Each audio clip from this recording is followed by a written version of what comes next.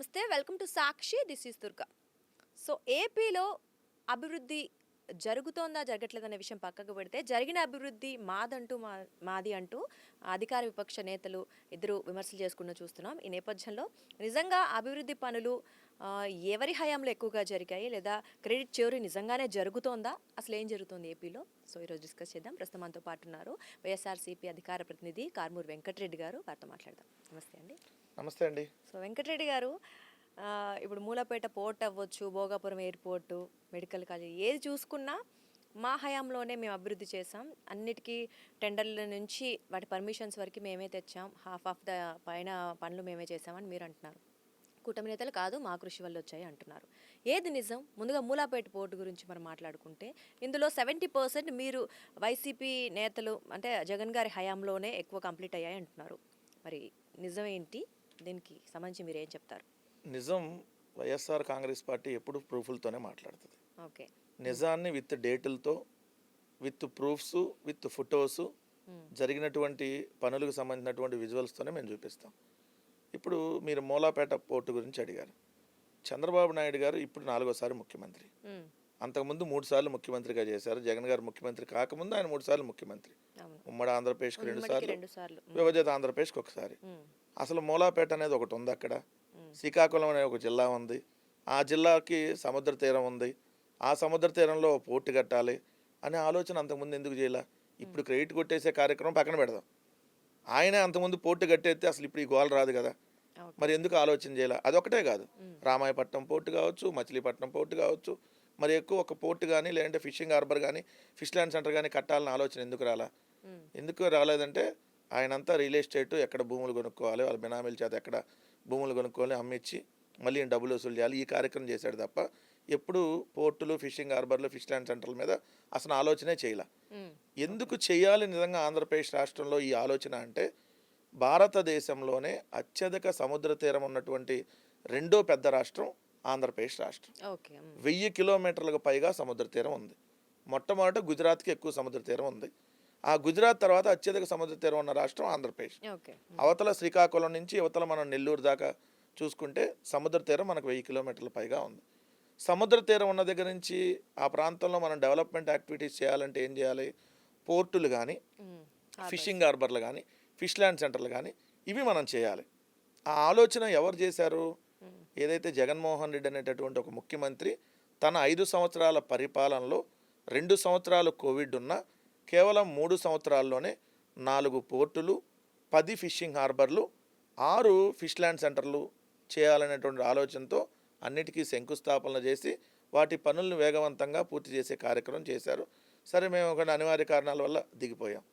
So మిగిలిన ఇప్పుడు వాళ్ళ అధికారంలోకి వచ్చి 2 ఏళ్ళు అయింది. మిగిలిన పనులు వాళ్ళు కంప్లీట్ చేయాలి కదా. ఇప్పుడు మీరన్న మూలాపేట పోర్టు గురించే చూద్దాం.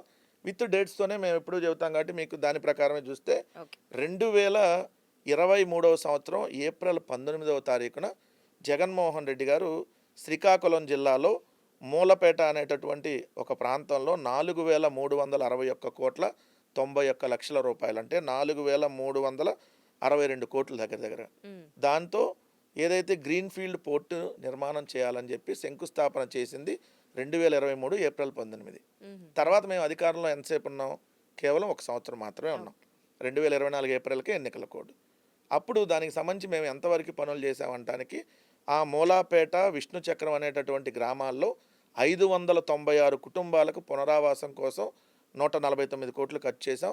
వీటితో పాటు టెక్కిలి జాతీయ రహదారి నుంచి ఆ మూలాపేట వరకు రోడ్డు కోసం అక్కడ రైతుల్ని ఒప్పించి 327.75 ఎకరాలను సేకరించి రోడ్డు పనులను ప్రారంభించాం. అలాగే రైల్వే మార్గానికి అవసరమైనటువంటి 100.71 ఎకరాలు, అంటే దాదాపు 101 ఎకరాలని ఎలాంటి వివాదాలకు తావు లేకుండా సేకరించి R&R ప్యాకేజ్తో పాటు అన్ని రకాల అనుమతులతో పోర్టు నిర్మాణం స్టార్ట్ చేసాం. ఈ 1 ఇయర్లో వాటితో పాటు తొలి దశ పోర్టుకు సంబంధించినటువంటి 23.5 MTPA, తుది దశ పోర్టుకు సంబంధించినటువంటి 83.3 MTPA, తొలి దశలో బెర్తులు 4, నౌక నిర్మాణం 1,20,000 DWT, దక్షిణ బ్రేక్ వాటర్ 2,455 మీటర్లు, ఉత్తర బ్రేక్ వాటర్ 550 మీటర్ల నిర్మాణం లక్ష్యంగా పనులు ప్రారంభించడం జరిగింది. 70% పనులు జగన్ గారు ఉన్నప్పుడు పూర్తయింది 1 ఇయర్లో. ఓకే. జగన్ గారు ఏది చేసినా విత్ పర్మిషన్స్తోనే అన్ని స్టార్ట్ చేస్తారు. ఇప్పుడు ఈ మూలాపేటది ఇది, దీన్ని 30% పనులు పూర్తి చేస్తే కంప్లీట్ అయిపోద్ది. మరి 30% పనుల్ని ఈ 2 సంవత్సరాల్లో ఎందుకు చంద్రబాబు నాయుడు గారి ప్రభుత్వం పూర్తి చేయాల? దానికి సమాధానం చెప్పాలి వాళ్ళు. క్రెడిట్ ఎటు మీరు కొట్టేస్తుంది, క్రెడిట్ దొబ్బేయండి, మాకేం ప్రాబ్లం లేదు, కనీసం ఆ పనులు పూర్తి చేయాలి కదా. ఇది ఒక పాయింట్. 2, మీరు అన్న భోగాపురానికి సంబంధించి కూడా ఇదే చంద్రబాబు నాయుడు గారు ఒక్క శంకుస్థాపన చేస్తూ ఉంటాడు. అలా చేసి దానికి పర్మిషన్ ఇస్తాడు. అక్కడ నేషనల్ గ్రీన్ ట్రిబ్యునల్లో కేసులు రైతులకు సంబంధించాయి. ఆ కేసులన్నింటినీ పరిష్కరించి అక్కడ భూములు కోల్పోయినటువంటి వాళ్ళకి, ఇల్లు కోల్పోయినటువంటి వాళ్ళకి మళ్ళీ భూములు ఇచ్చి మళ్ళీ ఇల్లు నిర్మించి ఆ ఇచ్చే కార్యక్రమం కూడా చేసి 2023లో ఏదైతే జగన్మోహన్ రెడ్డి గారు జిఎంఆర్ అనేటటువంటి ప్రైవేట్ సంస్థతో ఒప్పందం కుదుర్చుకొని ఆ పోర్టుని ఆ ఎయిర్పోర్టు నిర్మాణానికి శ్రీకారం చుట్టారు. ఆ రోజు జిఎంఆర్ గారు మాట్లాడిన మాటలు మనకి ఇంకా గుర్తుంటాయి. మళ్ళీ జగన్ గారు ముఖ్యమంత్రిగా రెండోసారి అయినాక నేను దీన్ని ఓపెన్ చేయాలని అనుకుంటున్నా అని చెప్పి, సరే అనివార్యంగా రాలేదనుకోండి ఇప్పుడు. సో అది మరి ఎవరు క్రెడిట్ చెప్పండి? ఇప్పుడు ప్రతిదాన్ని ఇప్పుడు అసలు తెలుగుదేశం పార్టీ ఎవరిది? ఇప్పుడు క్రెడిట్ కొట్టేసే దగ్గరికి వెళ్తే ముందు మనం బేసిక్గా తీసుకుందాం. తెలుగుదేశం పార్టీ ఏమన్నా ఖర్జూరపు నాయుడుదా, చంద్రబాబు నాయుడుదా, లేదంటే నందమూరి తారక రామారావు గారిదా? ఈ రోజు వీళ్ళు అబ్బా కొడుకులు ఇద్దరు కూర్చొని ఆవిర్భావ దినోత్సవాలు చేస్తున్నారు కదా, ఆయనకేమో పక్క పెండం పెట్టి వీళ్ళు ఇక్కడ ఆవిర్భావ దినోత్సవం చేసుకుంటే ఎట్లా? బతికుండగానే ఆయన మీద చెప్పులు వేయించి వీ డోంట్ నీడ్ ఎన్టీఆర్ అని చెప్పి ఆయన పార్టీని మీరు లాక్కొని ఆయన అవసరం లేదని చెప్పి ఓపెన్గా స్టేట్మెంట్లు ఇచ్చి చెప్పులు వేయించి స్త్రీలోళ్ళని వార్తలు రాపించి నగ్నంగా కార్టూన్లు వేపించి ఈనాడులో ఇన్ని రకాలుగా బరితెగించి మీ బాబు చంద్రబాబు నాయుడు చేసినటువంటి గలీజ్ పనులు తెలియవా లోకేష్? ఇప్పుడు క్రెడిట్ కొట్టేసే కార్యక్రమం ఏంది? అసలు హెరిటేజ్ ఎవరిది? మోహన్ బాబుది. దాన్ని మీరు కొట్టేశారు కదా. ఇట్లా 1-2 ఎన్టీపీసీ జగన్ గారు తీసుకొని వచ్చింది, దాన్ని మీరు క్రెడిట్ కొట్టేశారు. మేము తీసుకొని వచ్చామని చెప్పుకుంటారు సిగ్గు లేకుండా. Renew energy, Greenko, bulk drug park, Adani data సెంటర్ని పేరు మార్చి గూగుల్ డేటా సెంటర్ అని. ఇప్పుడు చూస్తే మూలాపేట పోర్టు, లేదంటే భోగాపురం ఎయిర్పోర్టు, రామాయపట్నం పోర్టు, ఇవన్నీ ఎవరు తీసుకొని వచ్చినాయి?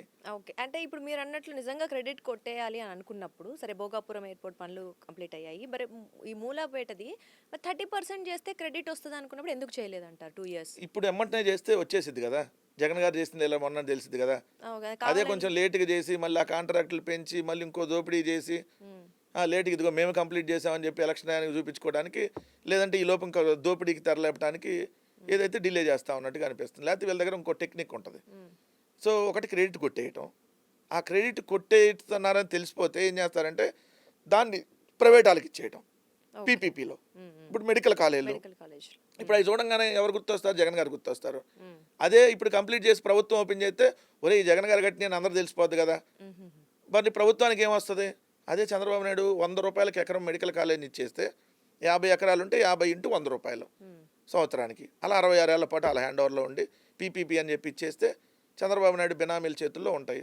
అప్పుడు ఆ డబ్బులు సంవత్సరం చంద్రబాబు నాయుడుకి వస్తాయి, వాళ్ళ కొడుకు లోకేష్కి, తర్వాత మనవడికి. మరి అందుకనే చంద్రబాబు నాయుడు గారు చేస్తే కొంత రాష్ట్రం అంటే నిధులు తక్కువగా ఉంటాయి కాబట్టి ప్రభుత్వానికి, ప్రైవేట్ పరం అయితే ఇంకా ముందుకెళ్తుంది. నిధులు తక్కువ ఉండడానికి ఇప్పుడు మనం 3,41,000 కోట్లు అప్పు తెచ్చాం. 22 నెలల కాలంలో కూటమి ప్రభుత్వం 3,41,000 కోట్లు అప్పు చేసింది. దాంట్లో మెడికల్ కాలేజీలకు ఎంత అవుతాయి? 5,000 కోట్లు అయిపోతాయి. ఒక్కరోజు మనం 550 కోట్లు అప్పు చేస్తుంది రాష్ట్ర ప్రభుత్వం, చంద్రబాబు నాయుడు ప్రభుత్వం. ఒక్కరోజు చేసే అప్పుతో ఒక మెడికల్ కాలేజీ, వారం రోజులు అప్పులతో మెడికల్ కాలేజీలు కట్టేయచ్చాడు. మెడికల్ కాలేజీలు డబ్బులు లేవంటానికి కాదు, ప్రభుత్వానికి చిత్తశుద్ధి లేదు, దోపిడీ చేయాలనేటటువంటి విధానంతో వెళ్తాను కాబట్టి వాళ్ళు ఇవన్నీ కంప్లీట్ చేయాలని ఆలోచనతో లేదు. అదే మీరు మేము ఉన్నప్పుడు 70% పనులు పూర్తయినప్పుడు, రోడ్లు అన్నిటికీ శాంక్షన్ అన్నీ అయిపోయి వాళ్ళకి R&R ప్యాకేజ్ కూడా ఇచ్చినప్పుడు మరి ఆ 30% పనులు సంవత్సర కాలంలో ఎందుకు చేయలేకపోయారు? 2 సంవత్సరాలు దాటిపోయింది కదా, సంవత్సరంలో కాదు. మామూలుగా అయితే 6 నెలల్లో చేయాలి. మేము సంవత్సరంలో 70% పనులు పూర్తి చేసినప్పుడు వాళ్ళు ఆ 30% 6 నెలల్లో పూర్తి చేయాలి. సరే గవర్నమెంట్ కొత్తగా వచ్చిందని కూడా సంవత్సరంలో పూర్తి చేయాలి. 2 సంవత్సరాలు పూర్తి అయింది కదా, ఎందుకు చేయలేదు? చేయకుండా అసెంబ్లీలో కూర్చొని ఏదైతే బూతులు తిట్టేస్తానో గట్టి చట్నీ అని చెప్పి పెద్దగా శ్రీకాకుళం నుంచి అచ్చెన్నాయుడు అసెంబ్లీలో కూర్చొని గట్టి చట్నీ అని అరిస్తేనో కాదు కదా. గట్టిగా దగ్గరుండి పనులు చేయించాలి కదా. గట్టి చట్నీ వేసుకొని తింటానా పనులు చేయించాలి కదా, అది మేము కోరుకునేది. సో దానికి సమాధానం చెప్పని అడిగితే సమాధానం వచ్చిందా ఏమైనా? ఏం లేదు, కొద్ది గట్టి చట్నీ ఎక్కువ వేసుకొని తింటాడు, అంతకంటే ఏం చేస్తాడు? లేదంటే గన్ను పెట్టి కాల్ చేయాలనిపిస్తుంది నాకు, నా రక్తం ఉడికిపోతుంది, పార్టీ లేదు, డాష్ లేదు, ఇవన్నీ మాట్లాడుకుంటారు. మేము ఇది అడుగుతుంటే వాళ్ళు లజ్జి అవుతారు. ఓకే. సో సో వాళ్ళ నుంచి మనం ఎక్స్పెక్ట్ చేయడం టైం వేస్ట్. ఓకే. వెంకటరెడ్డి గారు అయితే ఇప్పుడు మీ జగన్ గారి హయాంలో చాలా పోర్టులు కట్టాము. సో అభివృద్ధి అదే ఫిషింగ్ హార్బర్స్ అవ్వచ్చు ఇవన్నీ చేసాము. అంటే శంకుస్థాపనలు అయితే చేసాం, స్టార్ట్ చేసాం అంటున్నారు. శంకుస్థాపనలు కాదు, ఆ, పర్మిషన్స్ అన్ని తీసుకొని కంప్లీట్ అయింది. శంకుస్థాపనలు చేసి పనులన్నీ ఆల్మోస్ట్ కొన్ని చోట్ల 50%, కొన్ని చోట్ల 70%, కొన్ని రైట్. చోట్ల 80%. ఇప్పుడు రామాయపట్నం పోర్ట్ అయితే ఆయన ప్రధానమంత్రి మోడీ గారు ఆన్లైన్ చేసేసారు. ఓపెన్ చేశారు ఆల్రెడీ అవును. వర్చువల్గా. రైట్. సో వీళ్ళు అధికారంలో రాగానే అప్పుడు మేము ఉన్నప్పుడు కంప్లీట్ అయ్యింది. సో తర్వాత ఎలక్షన్ కోడ్ ఓపెన్ చేయడానికి లేదు. సో దాని తర్వాత వీళ్ళు వచ్చినాక చేశారు. ఓకే. సో అయితే ఇప్పుడు ఆ పోర్ట్ల వల్ల మీరు అన్నట్లు ఏపీకి నిజంగా ఏం అభివృద్ధి జరుగుతుంది అండ్ జగన్ గారి హయాంలో ఎన్ని పోర్ట్స్ స్టార్ట్ చేశారు, ఏమేం చేశారు, ఏమన్నా కొంచెం సో వివరిస్తారా? ఇక్కడ నుంచి ఎగుమతులు వెళ్ళటానికి అవకాశం ఉంటుంది. ఒకటి ఇక్కడే మన రాష్ట్రంలో ఉన్నటువంటి మత్స్యకారులు వేరే ప్రాంతాలకు వెళ్ళి అక్కడ ఆ రాష్ట్రంలోనో లేదంటే ఆ దేశంలోనో పక్క దేశాలకు వెళ్ళి అక్కడ పట్టుబడకుండా ఇక్కడే వాళ్ళకి సంబంధించినటువంటి మత్స్య సంపదని పెంచుకోవటానికి, అంటే పోర్టులు కానీ ఫిషింగ్ హార్బర్లు, ఫిష్ ల్యాండ్ సెంటర్లో మత్స్య సంపద ఇక్కడ పెరిగిద్ది. రైట్. ఇక్కడ నుంచి మనకి ఎగుమతులు ఎక్కువ అవుతాయి. దీనివల్ల రాష్ట్ర ప్రభుత్వానికి ఆదాయం వస్తుంది. ఓకే. సో ప్రభుత్వానికి ఆదాయం రావడంతో పాటు అనేక మంది మత్స్యకారులకి, వేలాది మంది మత్స్యకారులకి ఉపాధి దొరికింది. ఎందుకంటే వాళ్ళు సముద్రంలో ఒకసారి వేటకెళ్తే నెలల తరబడి రారు, వస్తారన్న గ్యారంటీ కూడా లేదు. రైట్. సో మీకు తెలుసు, పాకిస్తాన్లో పట్టుబడినటువంటి వాళ్ళని చూసాం, జాలర్లకు సంబంధించి సినిమాలు కూడా తీసినటువంటి పరిస్థితులు ఉన్నాయి. ఇప్పుడు ఆల్రెడీ పక్క రాష్ట్రాలతో కొన్ని గొడవలు ఉంటాయి. సో అక్కడికి వెళ్తే ఈ జాలర్లు, మన జాలర్లు అక్కడికి వెళ్తే వాళ్ళని బంధించడము, సో మా ప్రాంతానికి వచ్చారని, అదే మనకి ఇక్కడే అవే ఫిష్ ల్యాండ్ సెంటర్లో ఫిషింగ్ హార్బర్లు ఇక్కడే ఉంటే మనకి ఇబ్బంది ఉండదు, రెండు ఉపాధి అవకాశాలు దొరుకుతాయి. ఓకే. సో పోర్టులు ఎగుమతుల కేంద్రంగా తయారవుతాయి. ఇక్కడ నుంచి మనం సముద్ర మార్గంలో పోర్టుల ద్వారా మనం ఎగుమతి మత్స్య చేస్తూ సంపద ఉంటాం. కూడా పెరుగుతుంది మత్స్య కాబట్టి సంపద పెరుగుతుంది, ఉపాధి పెరుగుతుంది, ఆదాయం పెరుగుతుంది. సో ఆ ప్రాంతం వేరే రకంగా కూడా ఇంకా డెవలప్ అవుతుంది. ఒక పోర్ట్ వచ్చిందంటే అక్కడ సంబంధించినటువంటి అన్ని హోటల్స్ వస్తాయి, ట్రాన్స్పోర్ట్ పెరుగుతూ ఉంటుంది, ఏదైతే అక్కడ ఉపాధి ఆ ప్రాంతంలో ఉన్నటువంటి వాళ్ళకు ఉద్యోగ అవకాశాలు దొరుకుతూ ఉంటాయి, ఉపాధి దొరికిద్ది, ఇన్ని రకాల బెనిఫిట్స్ ఉంటాయి. సో అది చంద్రబాబు నాయుడు గారికి తెలియక కాదు, ఆయనకి ఏమవుతుందని ఆలోచిస్తాడు. ఓకే. వాళ్ళకు ఉద్యోగాలు అయితే చంద్రబాబు నాయుడుకి ఏమవుతుంది? సో అందుకని ఆయన స్వార్థపూరితంగా వాటిని చేయలే. జగన్ గారు అంటే అంతా బాగుండాలి, అంతా రాష్ట్రం అంతా డెవలప్ అవ్వాలన్న ఆలోచనతో కొన్ని చోట్ల పోర్ట్లు, కొన్ని చోట్ల ఫిషింగ్ హార్బర్లు, అది కూడా ప్రతి 50 కిలోమీటర్లకు వచ్చి ఒక పోర్ట్ అన్నా ఉండాలి, లేదన్నా ఫిషింగ్ హార్బర్ అన్నా ఉండాలి, లేదంటే ఫిష్ ల్యాండ్ సెంటర్ అన్నా ఉండాలి.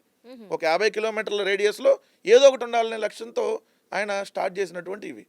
అదే ఆయన ఇప్పుడు అధికారంలో ఉండుంటే ఆల్మోస్ట్ ఇటు ఆయనకి అన్ని ఫిషింగ్ హార్బర్లు, అన్ని ఫిష్ ల్యాండ్ సెంటర్లు, అదేవిధంగా అన్ని పోర్ట్లు కంప్లీట్ అయిపోయాయి. సో ఆయన లేడు కాబట్టి ఈరోజు వాళ్ళు పనులు అవ్వటం లేదు. సో ఒకవేళ ఉన్నాయేమో కొన్ని ప్రైవేట్ పరం చేయాలని చెప్పి జువ్వల దిన్న ఇవన్నీ కూడా ఆల్రెడీ అయిపోయింది. దాన్ని కూడా ప్రధానమంత్రి గారు ఓపెన్ చేసిన దాన్ని కూడా అక్కడ వేరే పేర్లు చెప్పి ఇంకో డెవలప్మెంట్ అక్కడ చేయబోతున్నాము, దీన్ని మొత్తాన్ని ప్రైవేట్ వాళ్ళు పర్యవేక్షిస్తారు, ఇదే అది కలిపి అని చెప్పి ప్రైవేట్ పరం చేసే కార్యక్రమానికి కూటమి ప్రభుత్వం తెరలేపింది. దాన్ని కూడా ఖచ్చితంగా మేము అడ్డుకుంటారు. అంటే ఎలా అడ్డుకుంటారు అంటే ఇప్పుడు మెడికల్ కాలేజీలు కూడా చూసారు కదా, మెడికల్ కాలేజీలు 1 కోటి మంది సంతకాల సేకరణ జరిగింది. సో ఈరోజు ఎవడు జగన్ గారు క్లియర్ కట్గా వార్నింగ్ ఇచ్చాడు, ఇది ప్రభుత్వానికి సంబంధించినటువంటి ఆస్తి, ఇది పేదలకు దక్కాల్సినటువంటి ఆస్తి, పేదలకు లబ్ధి పొందాల్సినటువంటిది, పేదల ఆరోగ్యానికి సంబంధించినటువంటి ఈ మెడికల్ కాలేజీలు, ఈ హాస్పిటల్ని ప్రైవేట్ పరం చేస్తే రేపు పొద్దున మళ్ళీ మేము అధికారంలోకి వచ్చినాక వాళ్ళని జైలుకు పంపిస్తామని చెప్పి ఆల్రెడీ హెచ్చరికలు జారీ చేయడం జరిగింది. అందుకనే ఇప్పటి వరకు ఏ ప్రభుత్వ మెడికల్ కాలేజీలకి ప్రైవేట్ వాళ్ళు తీసుకోవడానికి టెండర్లో పార్టిసిపేట్ చేయలేదు. సో ఆల్మోస్ట్ మేము 1 కోటి మందితో సంతకాలు సేకరణ చేసి ఆ విషయంలో మేము సక్సెస్ అయ్యామనే చెప్పొచ్చు. ఇది ప్రజల విజయంగా మేము భావిస్తా ఉన్నాం. ఓకే. సో మరి ఇప్పుడు జువలదిన్న హార్బర్ది వెళ్తాము. కొన్ని అంశాల్లో కోర్టులకు వెళ్ళేటటువంటి అంశాలు ఉన్నాయి. కొన్ని పీపీపీ విధానంలో టూరిజం హోటల్స్ వాటిని కూడా ఇచ్చే కార్యక్రమం చేశారు. మళ్ళీ రేపు పొద్దున మేము వచ్చిన తర్వాత మళ్ళీ వాటిని వెనక్కి తీసుకొని మళ్ళీ ప్రభుత్వ ఆస్తిగానే దాన్ని తీసుకుంటాం. ఇప్పుడు వాళ్ళు ఏదో టెంపరీగా వాళ్ళు ఇచ్చి ఏదైతే వాళ్ళు 2-3 సంవత్సరాలు ప్రైవేట్ వ్యక్తుల చేతులకు వెళ్ళినా రేపొద్దున మళ్ళీ దాన్ని ఖచ్చితంగా ప్రభుత్వం హ్యాండ్ ఓవర్ చేసుకుంటుంది. అంటే ఇక్కడ ప్రభుత్వ ఆస్తులు అమ్ముతున్నారు అంటే ప్రైవేట్ వ్యక్తులకు అంటున్నారు. సో దానివల్ల ఇప్పుడు చంద్రబాబు గారు ఆలోచన అదైతే ఏం ఒరుగుతుందని అది చేస్తున్నారంటారు? ఇప్పుడు హైదరాబాద్లో మన స్టూడియోలో ఉన్నాం, మనకు కొద్దిగా దూరంలో కోకాపేట ఉంది. అక్కడ ఎకరం మొన్న ఆక్షన్ పెడితే పోయిన సంవత్సరం 100 కోట్లు కొన్నారు ఎకరం. మొన్న ఈ మధ్య మళ్ళీ ఆక్షన్ పెడితే ఎకరం 177 కోట్లు కూడా కొన్నారు. ఈ డబ్బులు ఎవరికి వెళ్తాయి? రాష్ట్ర ప్రభుత్వానికి వస్తాయి. ఓకే. సో అదే మీరు చంద్రబాబు నాయుడు గారి విధానంలో దీన్ని 99 పైసలకి ఉల్ఫాగాళ్ళకో టీడీపీ బినామీగాళ్ళకో ఇస్తే ప్రభుత్వానికి ఎంత వస్తుంది? ₹1 కూడా రాదు, 99 పైసలు వస్తుంది. కానీ అప్పుడు బెనిఫిట్ ఎవరు పొందుతారు? చంద్రబాబు నాయుడు గారు వాళ్ళ కొడుకు చంద్రబాబు నాయుడు గారు బినామీలు పొందుతారు. ఎలా ఈ బెనిఫిట్ పొందుతారు? సపోజ్ విశాఖపట్నంలో ఒక ఎకరం 50 కోట్ల నుంచి 70 కోట్ల విలువైనటువంటి ల్యాండ్. ఓకే. సో ఇప్పుడు రహేజా అనేటటువంటి రియల్ ఎస్టేట్ సంస్థకి 27 ఎకరాలు ఎంటైర్ 27 ఎకరాస్ని 99 పైసాకి ఇస్తున్నారు. అంటే 27 ఎకరాల మొత్తాన్ని 99 పైసలకి, అంటే ఒక రూపాయే 27 ఎకరాలు వస్తుంది. సో 27 ఎకరాలు ఇంటూ అక్కడ ల్యాండ్ కాస్ట్ చూస్తే 50 కోట్లు ఉంది. అప్పుడు మీకు ఏం చేస్తారు? నారా లోకేష్కి ఎకరానికి ఒక 25 కోట్లు 30 కోట్లకు మాట్లాడుకుంటారు. అప్పుడు రియల్ ఎస్టేట్ సంస్థ రహేజాకి ఒక 20 కోట్లు మిగిలిద్ది, నారా లోకేష్కి 30 కోట్లు వస్తాయి ఎకరానికి. సో అల్టిమేట్గా బొక్కబడేది ఎవరికి? రాష్ట్ర ప్రభుత్వానికి, రాష్ట్ర ప్రజలకి. సో 50 కోట్లది వాళ్ళకు ఒక 50% 25కి ఇచ్చినా ఇక్కడ 25 క్రోర్స్కి ఎకరం వస్తుంది కదా. అదే మీరు ఆక్షన్ పెడితే దాన్ని 70 కోట్లుగా 80 కోట్లుగా వెళ్ళాలి. సో అప్పుడు అది ప్రభుత్వానికి వస్తుంది. అందుకని ఎత్తుగడ వాళ్ళు వేస్తారు. అందుకని మీకు 99 పైసలకి రహేజా రియల్ ఎస్టేట్కో లేదంటే సత్వా రియల్ ఎస్టేట్కి 1,50,00,000 రూపాయలకి ఎకరం, అక్కడ 60-70 కోట్లు ఉంటే 1,50,00,000కి వాళ్ళేమో ఇక్కడ ఆక్షన్లో కొనుక్కుంటారు. సో దీనివల్ల ఎవరికి లాభం? చంద్రబాబు నాయుడు గారు వాళ్ళ కొడుక్కి. సో వాళ్ళకు ఎవరైతే బినామీలుగా ఉన్నారో వాళ్ళకి లాభం. అల్టిమేట్గా నష్టం ఎవరికి? రాష్ట్ర ప్రజలకు నష్టం, రాష్ట్ర ప్రభుత్వానికి ఖజానా రూపంలో వచ్చే డబ్బులు ఏదైతే ఉంటాయో ఖజానాకి అవి నష్టం. సో నిజంగా 30 ఎకరాలని ఇంటూ 50 కోట్లకి అమ్మితే 1,500 కోట్లు వస్తుంది. ఎన్ని మెడికల్ కాలేజీలు కట్టచ్చు? 3 కట్టచ్చు. సో ఇది కూడా మేము పలానా భూమి అమ్మాం, మా దగ్గర డబ్బులు లేవు, ఇదిగో విశాఖపట్నంలో ఆక్షన్ పెట్టాం. సో మనం ఎకరం 50 కోట్ల చొప్పున అమ్మాం, 30 ఎకరాలు అమ్మాం, 1,500 కోట్లు వచ్చింది, ఇదిగో 3 మెడికల్ కాలేజీలు కడుతున్నాం. ఎవరైనా హర్షిస్తారుగా. మరి ఇప్పుడు ఏమొస్తుంది 99 పైసలకి ఇవ్వటం వల్ల? వాళ్ళు రియల్ ఎస్టేట్ వాళ్ళు రెసిడెన్షియల్ ప్రాజెక్టులు కట్టుకుంటారు, లేదంటే కమర్షియల్ ప్రాజెక్టులు కట్టుకొని వాళ్ళు అమ్ముకుంటారు. దానిలో భాగమే నిన్న తిరుపతిలో చూస్తే అంత దారుణం. తిరుచానూరు అమ్మవారి టెంపుల్కి దగ్గరలో 22 ఎకరాలని, అక్కడ ఎకరం 50 కోట్లు ఉంది. 22 ఎకరాలు సరే 1000 కోట్లు వేసుకున్నాం ఓవరాల్గా. 1000 కోట్లు విలువైన ల్యాండ్ 97 కోట్లకి ఇస్తున్నారు. ఇచ్చి మళ్ళీ స్టేట్ జిఎస్టీ రాయితీలు, విద్యుత్తుకు సంబంధించినటువంటి రేట్లో రాయితీలు, అదొక 300-400 కోట్లు బెనిఫిట్. ఎవరికి ఇస్తున్నారు? ఇక్కడ సైబర్ సిటీ బిల్డర్స్ అని హైదరాబాద్లో Rainbow Vistas, Rock Garden, Marina Skies అని ఇక్కడ Kukatpally Moosapet to Hitech City రూట్లో ఉన్నాయి. ఇంకో చోట సైబర్ సిటీ బిల్డర్స్ అంటే ఇక్కడ వాళ్ళు అపార్ట్మెంట్లు కడతారు. వాళ్ళకి ఇంకో దివ్యశక్తి ఏదో ఉంది, దివ్యశ్రీను, వీళ్ళిద్దరు కలిపిస్తున్నారు. ఇది రియల్ ఎస్టేట్ సంస్థకి. దానివల్ల యూజ్ ఏంటి? చంద్రబాబు నాయుడుకి యూజ్, వాళ్ళ కొడుకు యూజ్, రాష్ట్ర ప్రభుత్వానికి నష్టం. ఓకే, ప్రభుత్వ ఆస్తుల్ని ప్రైవేట్ పరం.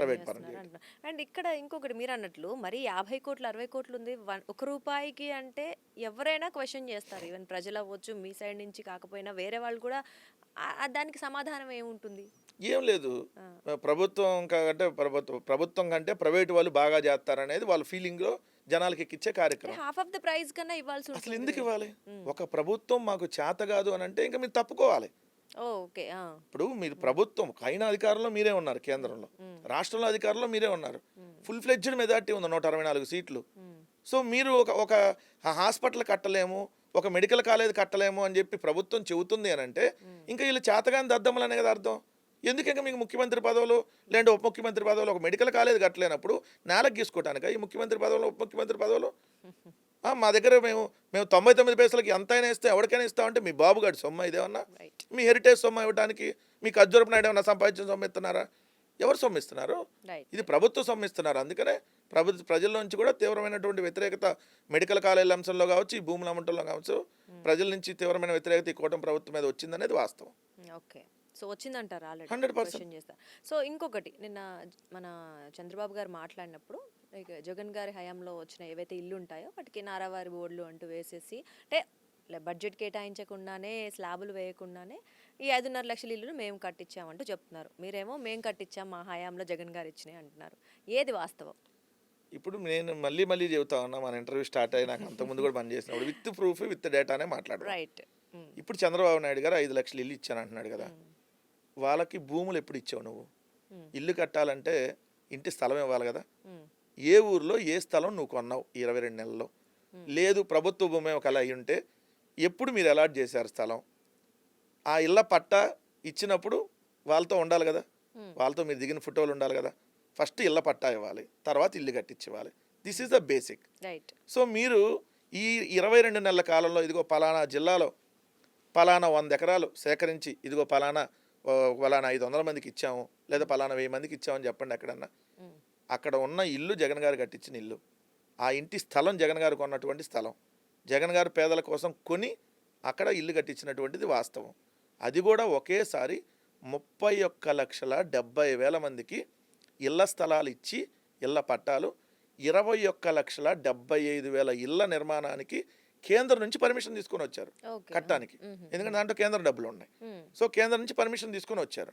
వచ్చి ఏదైతే 2 సంవత్సరాలు కోవిడ్ ఉన్నా 3 సంవత్సరాల్లో 9 లక్షల ఇళ్లను పూర్తి చేసి గృహప్రవేశాలు అయిపోయినాయి. దాంట్లో 7 లక్షలకు పైగా గృహప్రవేశాలు ఒకే రోజు అయినాయి 2023 అక్టోబర్. సో ఒకేసారి 7 లక్షల ఇళ్ల నిర్మాణం గృహప్రవేశాలు అయినాయి. మిగిలిన 2 లక్షలు కూడా జగన్ గారు ఉన్నప్పుడే పూర్తయినాయి. అంటే 9 లక్షలు పూర్తయినాయి. మిగిలిన ఇల్లు వివిధ దశల్లో ఉన్నాయి. కొన్ని పునాదులు తీసున్నాయి, కొన్ని స్లాబుల దగ్గరలో ఉన్నాయి, కొన్ని స్లాబులు పూర్తయినవి ఉన్నాయి. అవి ఇప్పుడు చంద్రబాబు నాయుడు గారు వెళ్ళి ఈయన డమ్మీకి ఇస్తున్నాడు. వాళ్ళకి డమ్మీకి ఇచ్చి ఏదైతే ఒక గుమ్మడికాయ కట్టి అక్కడ ఇంటికి ఈయన గుమ్మడికాయ కడతాడు, ఈయన నేమ్ బోర్డు అంటిస్తాడు. మరి ఇక్కడ షో చేస్తాడని అర్థం అవట్లా. ఇప్పుడు నువ్వు ఇచ్చిన ఇల్లు కాదు, నువ్వు నువ్వు నువ్వు నిర్మించిన ఇల్లు కాదు, కానీ నువ్వు వెళ్ళి గుమ్మడికాయ కడుతున్నావు, నువ్వు వెళ్ళి నేమ్ బోర్డు అంటిస్తున్నావు, అక్కడ నువ్వు వెళ్ళి పాలు పొంగిస్తున్నావు. మరి ఎంతకంటే సిగ్గు. ప్రభుత్వం తరపున మరి ఒక సీఎం రాష్ట్ర ప్రభుత్వం తరపున అంటే ఆయన చేసిన దానికి ఇవ్వాలి, ఆయన చేసిన దానికి ఇవ్వాలి. ఆయన చేసిన దానికన్నా ఎవడో ముఖ్యమంత్రి వెళ్ళి గుమ్మడికాయ కడతాడు అండి? ఈ అతి కాకపోతే ముఖ్యమంత్రి వెళ్ళి నేమ్ బోర్డు అంటిస్తాడా? మరి ప్రతి ఇంటికి అంటించచ్చుగా వెళ్ళి, ఖాళీగా ఉంటే కాలనీ మొత్తం వెళ్ళి అంటించచ్చుగా ప్రతి ఇంటికి. ప్రతి ఇంటికి వెళ్ళి గుమ్మడికాయ కొట్టు, లేదంటే అంత దిష్టి తీసి లేదా టీ కాఫీలు పెట్టించు. సో ఇది పబ్లిసిటీ స్టంట్. ఒక ఇల్లు కట్టిన పాప నేను పోలా, జగన్ గారు కట్టిన ఇల్లుని ఈ నెల్లు ఓపెన్ చేస్తా, పక్కన వాళ్ళకి పుట్టినటువంటి బిడ్డలకి ఈ కూటమి ప్రభుత్వం తండ్రి అని చెప్పుకుంటా ఉంటుంది. ఇది కామన్ అన్ని విషయాలు అంతే. చూసాం కదా, మూలాపేట, భోగాపురము, ఎన్టీపీసీ, మీరు అన్నట్టుగా అదానీ డేటా సెంటరు, ఇప్పుడు ఇల్లు ఇళ్ల పట్టాలు ఇచ్చి ఇల్లు కట్టించినటువంటి కార్యక్రమం కావచ్చు. సో ఇవన్నీ ఇప్పుడు వాళ్ళ క్రెడిట్లో వేసుకున్నట్టు దీన్ని కూడా సిగ్గు లేకుండా వేసుకుంటున్నారు. ఇంకెట్టండాల గురించి మనం ఏం మాట్లాడతాం? సిగ్గు లేదు అని చెప్పి ఒక మాటతో మనం తీసేస్తే పోయింది. ఓకే. సో ఇక్కడ ఇంకొకటి లులు మాల్ నేను మాట్లాడి తీసుకొచ్చానని ఆయన చెప్పడం విన్నాం. సో అలాగే డిఫరెంట్ మాల్స్ అవ్వచ్చు లేదా ప్రైవేట్ సంస్థలు తీసుకొస్తున్నాం అంటున్నారు. నిజంగా యూజ్ ఉండదంటారా ఇలాంటి మాల్స్? లులు మాల్ ఎన్ని సంవత్సరాలు ఎన్నిసార్లు తీసుకొని వస్తారు? జగన్ గారు ప్రభుత్వం ఉన్నప్పుడు ఇనార్బిట్ మాల్ వచ్చింది విశాఖపట్నం. ఇనార్బిట్ మాల్ని ఆయన అక్కడ తీసుకొని వచ్చి అది ఇప్పుడు కంప్లీట్ అయ్యి ఓపెన్ కూడా అయిపోయింది. మరి నువ్వు లులు మాల్ని 2019 ఎలక్షన్ కంటే ముందే తెచ్చానన్నావు, 2017-18 టైంలోనే. మరి అప్పుడు ఎందుకు లులు మాల్కి అట్లా? ఇప్పుడు కూడా 2 సంవత్సరాలు అయింది కదా, లులు మాల్ ఎందుకు అట్లా ఇప్పుడు వరకు? నార్మల్గా 2 సంవత్సరాల్లో 3 సంవత్సరాలు కంప్లీట్ అవ్వద్దు కదా. ఇప్పుడు ఇనార్బిట్ మాల్ కట్టినప్పుడు లులు మాల్ కట్టాలి కదా. ఇది ఏం లేదండి, భూములను వాళ్ళకి తక్కువ రేట్లకి ఇచ్చేయాలి, వాళ్ళు దాన్ని బ్యాంకుల్లో పెట్టుకొని లోన్లు తెచ్చుకోవాలి, తర్వాత కడతారా చేస్తారా తెలియదు. రెండోది 3,000 కోట్ల విలువైన భూమి అది లులుకు సంబంధించి 13 ఎకరాలు ఎంత ఉంది అక్కడ. దానికి అనేక రాయితీలు ఇచ్చారు. 3 సంవత్సరాల్లో వాళ్ళు కన్స్ట్రక్షన్ అయ్యేదాకా రూపాయి కట్టాల్సి పర్లేదంట ప్రభుత్వానికి రెంట్ కానీ. స్టేట్ జిఎస్టీ మాఫీలు ఇన్ని రకాలు ఇచ్చారు. మరి ఎందుకు అయినా ఇంకా స్టార్ట్ కాలా? మరి చెప్పాలి కదా. మేమేమి అన్ని రాయితీలు ఇవ్వాలా ఇనార్బిట్ మాల్కి. జనరల్గా పారిశ్రామిక విధానం ఎలా ఉంటే అలానే ఇచ్చాం, ఎక్స్ట్రా బెనిఫిట్స్ ఏం ఇవ్వాలా. అయినా ఇనార్బిట్ మాల్ వాళ్ళు ఆల్రెడీ అయిపోయింది కదా, అతి పెద్ద ఇనార్బిట్ మాల్, సౌత్ ఇండియాలోనే బిగ్గెస్ట్ ఇనార్బిట్ మాల్ అంటది. మరి ఇప్పుడు లులు ఎందుకు గట్లా? మరి లులు మళ్ళీ విజయవాడలో ఆర్టీసీ బస్ స్టాండ్ ఇస్తానంటున్నావు, ఎందుకు ఇవ్వాలి? ఇప్పుడు ఒక మాల్కి అన్ని రకాల ఫెసిలిటీస్ మనం ఇవ్వాల్సిన పని లేదు కదా. వాళ్ళు అవసరమైతే కొనుక్కున్నారు. ఇప్పుడు హైదరాబాద్లో ఉంది లులు మాల్, కొనుక్కున్నారు అక్కడ. మన మంజీరా మాల్లో జేఎన్టీ నుంచి హైటెక్ సిటీ వెళ్ళే రూట్లో పెట్టుకున్నారు. మన గుజరాత్లో వాళ్ళు స్థలం కొనుక్కొని మరి కట్టుకుంటున్నారు. కానీ ఇక్కడ మాత్రం మనం ఫ్రీగా వాళ్ళకి దారాదత్తం ఎందుకు చేయాలి? దాని మీద మేము వ్యతిరేకించాం, అంతమించి వేరేలే. ఓకే. సో ఇప్పుడు మీరు అన్నట్లు జగన్ గారి హయాంలో కంప్లీట్ అయిన అదే హాఫ్ ఆఫ్ దేనో లేదా 70% కంప్లీట్ అయినవి ఉన్నాయి కదా ఇప్పుడు మూలాపేట అవ్వచ్చు ఇంకేమైనా. సో వాటి గురించి మరి మీ స్టెప్ ఏంటి? అంటే ఎలా మీరు ప్రభుత్వాన్ని మరి అవి కంప్లీట్ చేసేలాగా ఎలా ఒత్తిడి తెస్తారు? ఖచ్చితంగా జగన్మోహన్ రెడ్డి గారు లేదంటే వైఎస్ఆర్ కాంగ్రెస్ పార్టీ, నిన్న మీరు చూశారు మూలాపేట పోర్టుకు సంబంధించిన దాంట్లో ఎంటైర్ ఉత్తరాంధ్రకు సంబంధించినటువంటి 3 జిల్లాల మాజీ ప్రజాప్రతినిధులు కావచ్చు, ప్రస్తుతం ఉన్న ప్రజాప్రతినిధులు వైఎస్ఆర్సీపీ తరఫున జిల్లా అధ్యక్షులు అందరూ వెళ్ళి అక్కడ మూలాపేట పోర్ట్ ఏంటి, దాని విశిష్టత ఏంటి, ఎలా వచ్చింది, ఈ ప్రభుత్వం ఎందుకు ఆపుతుంది దాన్ని అనేది మొత్తం ప్రజలకు వివరించాం. సో అలా ప్రతి అంశం ప్రజల దగ్గరికి వెళ్తాం. అసలు వాస్తవం ఏంటి, వీళ్ళు చేస్తున్నది ఏంటి. మేము ఉన్నప్పుడు స్కూళ్ళు 38,000 స్కూళ్ళు బాగు చేస్తాం, మనం మీ డిబేట్లో అని చెప్పాం. ఈ రోజు వాళ్ళు ఒక స్కూల్ బాగు చేసినటువంటి పాపాన పోలా. సో మేము చేసినప్పుడు ఏదైతే మెడికల్ కాలేజీలు ఇంతవరకు కంప్లీట్ అయినాయి, ఇన్ని ఓపెన్ అయినాయి. సో ఐదు కాలేజీలు జగన్ గారు ఉన్నప్పుడు ఓపెన్ అయినాయి. తర్వాత పాడేరు ఓపెన్ అయింది, ఆరు కాలేజీలు. పులివెందులు ఓపెన్ అయ్యేవాళ్ళైతే వీళ్ళు చేయలేదు, వద్దని వెనక్కి రాశారు. ఇప్పుడు పిడుగురాల కేంద్ర ప్రభుత్వం ఆధ్వర్యంలో ఉంది కాబట్టి అది రేపు ఓపెన్ కాబోతా ఉంది.